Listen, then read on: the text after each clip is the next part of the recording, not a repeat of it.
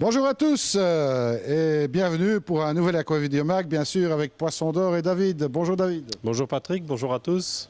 Alors, nous avons déjà fait quelques émissions sur les coraux. Oui. Un sujet qu'on n'a pas vraiment abordé, ou bien que très superficiellement, ce sont les anémones. Absolument, oui. Donc c'est pour ça qu'on avait évoqué l'idée d'une fois faire un petit Aquavideomag consacré aux anémones. Eh bien, on va jeter un coup d'œil là-dessus. Il y a quelques superbes variétés, bien entendu.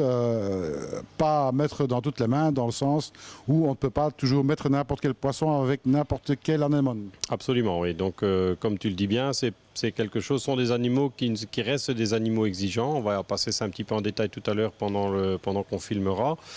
Donc, on a de très belles variétés, donc c'est très coloré, ça donne une impression, c'est très vivant aussi, puisque dès qu'il y a un peu de brassage, ça bouge un peu dans tous les sens. Mais c'est vrai que ça reste des animaux exigeants, tant au niveau qualité d'eau, température, brassage, on en rediscutera quand on filme. Eh bien, restez avec nous, on va aller voir ça. Alors ici, on va entamer donc les anémones, un cas particulier qu'on n'a pas encore fort développé.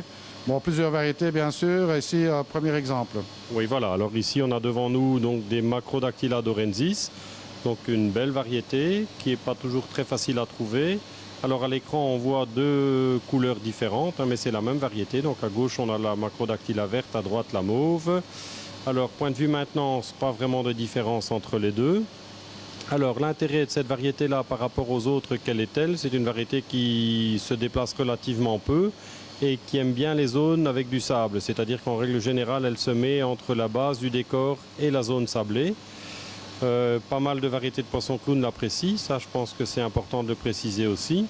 Et peut-être aussi en même temps de faire une petite parenthèse là-dessus, c'est que tous les poissons clowns ne vont pas dans n'importe quel type d'anémone, si je peux dire.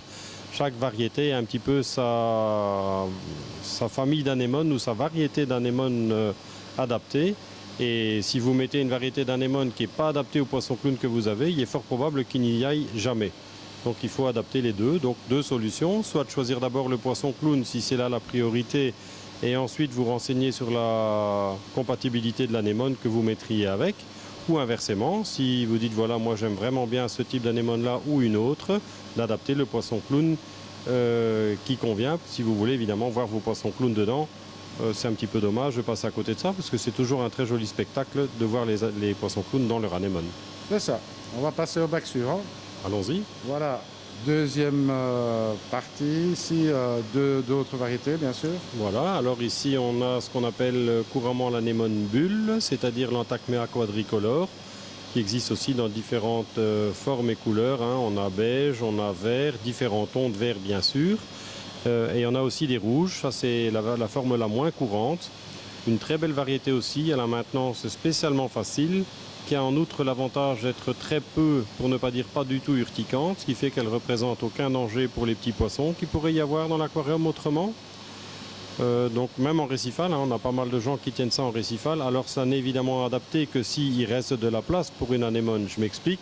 Mettre une anémone dans un récifal qui est rempli d'un côté à l'autre de coraux vivants, ça a évidemment peu d'intérêt, puisque nulle part elle pourra se faire une place intéressante. Tandis que quelqu'un qui dit voilà, je prends un aquarium récifal, j'aime bien les coraux mous, je veux mettre quelque chose un peu différent, à ce moment-là, une anémone telle que celle-là peut y avoir sa place. C'est ça. Très agréable, ça bouge bien. Ah oui, dès qu'il y a un peu de brassage, ça c'est l'avantage d'une anémone. Alors tant qu'on on peut entrer un petit peu dans les détails. En règle générale, qu'est-ce qui est important pour les anémones?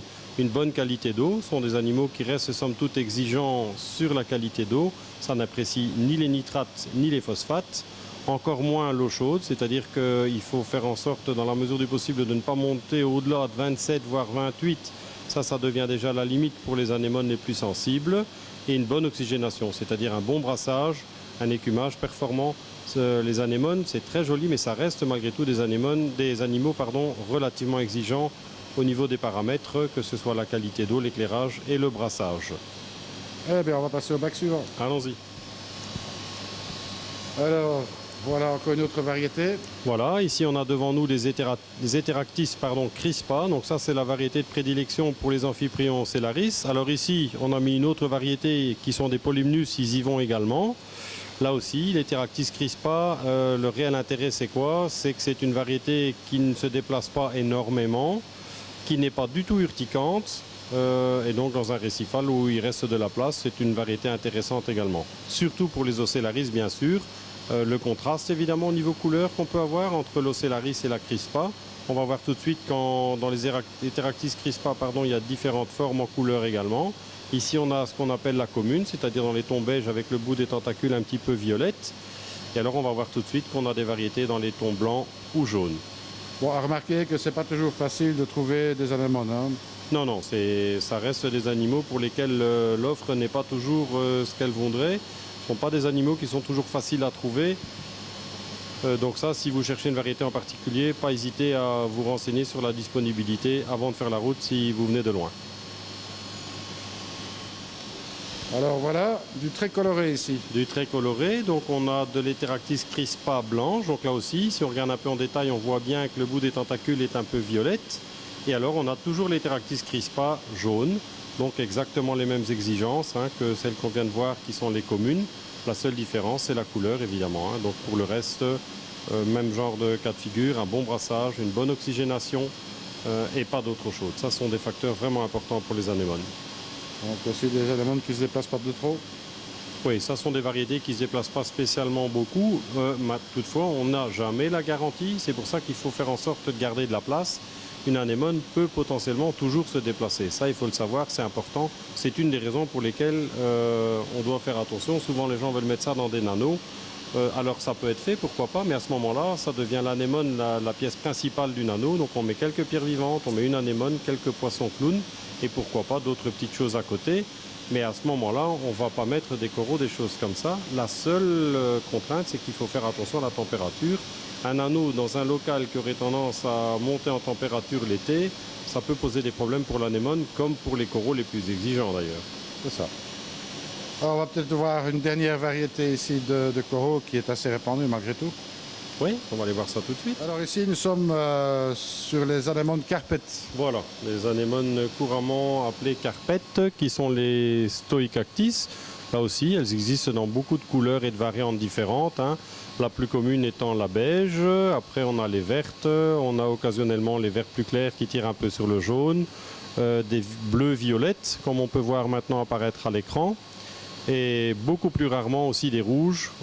Ça, c'est vraiment occasionnel qu'on parvienne à trouver en ton rouge. Alors, c'est une très belle variété, mais ça aussi, c'est quelque chose qui est réservé aux connaisseurs. Pourquoi ? Parce qu'il faut savoir que c'est une variété qui est spécialement urticante et que ça ne se met pas avec n'importe quel poisson. Il faut savoir qu'un petit poisson qui, malencontreusement, devrait se retrouver dans ce genre d'anémone, que ce soit la nuit ou le jour, en général, il n'en sort plus. Il va être vraiment plaqué dedans, c'est spécialement urticant et en général elle le mange. Ouais, voilà, ouais, c'est son rôle aussi. Hein. Ah, c'est son but en tout cas. En tous les cas, ouais. Voilà David, j'espère que ça vous donne quand même un petit aperçu de ce que sont les anémones, bien sûr. Bon, le choix, n'oubliez pas que ce sont des animaux qui ne sont pas disponibles pour certaines variétés, de toute façon en permanence chez toi. Oui, on n'a pas tout le temps toutes les variétés. On essaie d'avoir une belle offre en permanence, mais évidemment ça fluctue. On reçoit des animaux toutes les semaines, plusieurs fois par semaine, quelquefois. Mais on n'a pas malheureusement tout le temps ce qu'on voudrait avoir. Donc si vous cherchez une variété en particulier, toujours prendre la peine de poser la question avant de vous déplacer si vous venez de loin. C'est ça. Alors bon, bien sûr, il y a deux façons de procéder en fait pour savoir si elles sont disponibles ou pas. C'est soit de passer un petit coup de fil, de venir sur place bien sûr, mais il y a aussi moyen de suivre l'actualité sur Facebook notamment. Oui, tout à fait. Sur Facebook, là aussi, on met les photos des arrivages, on essaie de faire en sorte que les gens voient un petit peu ce qui se passe à distance. Et l'adresse ? De la page Facebook, oui. Le plus simple, c'est d'aller sur le site. En haut à gauche du site, il y a un lien direct. Vous allez et vous y êtes tout de suite. Eh bien voilà, donc une bonne chose à retenir. Eh bien voilà, j'espère que cette Aquavideo-Mac vous aura plu. Et puis de toute façon, c'est pas terminé, il y en aura encore beaucoup d'autres. On va essayer. Alors David, à très bientôt et salut à tous. À bientôt.